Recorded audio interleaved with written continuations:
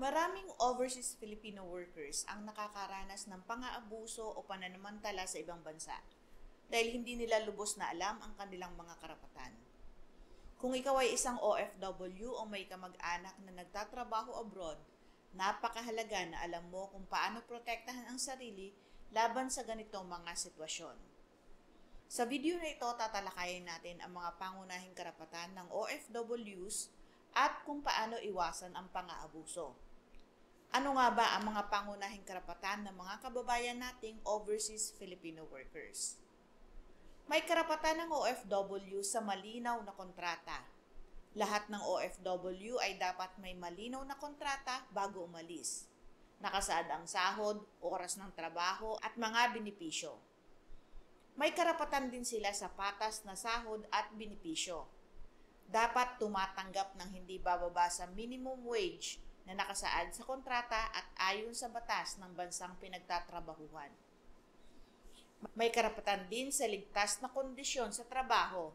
Ibig sabihin nito, may makataong working conditions, walang harassment o perasahan. May karapatan din na tulong mula sa gobyerno.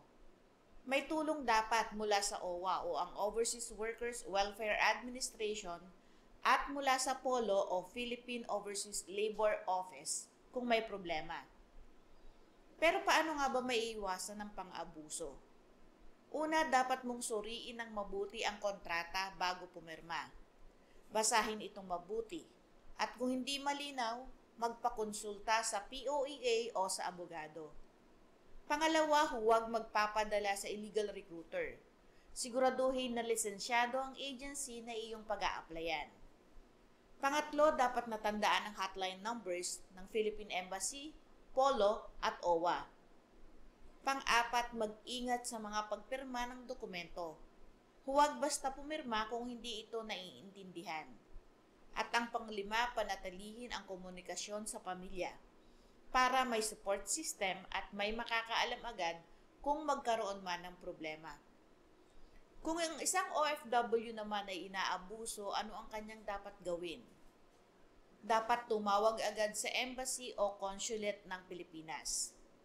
May mga welfare officers na naka-assign doon para tumulong. Makipag-ugnayan sa OWA o POLO para sa repatriation at legal assistance.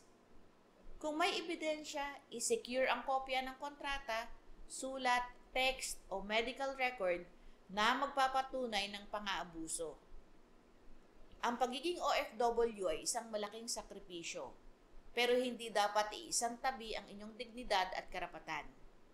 Lagi ninyong tandaan, may gobyernong handang tumulong at may batas na nagpoprotekta sa inyo.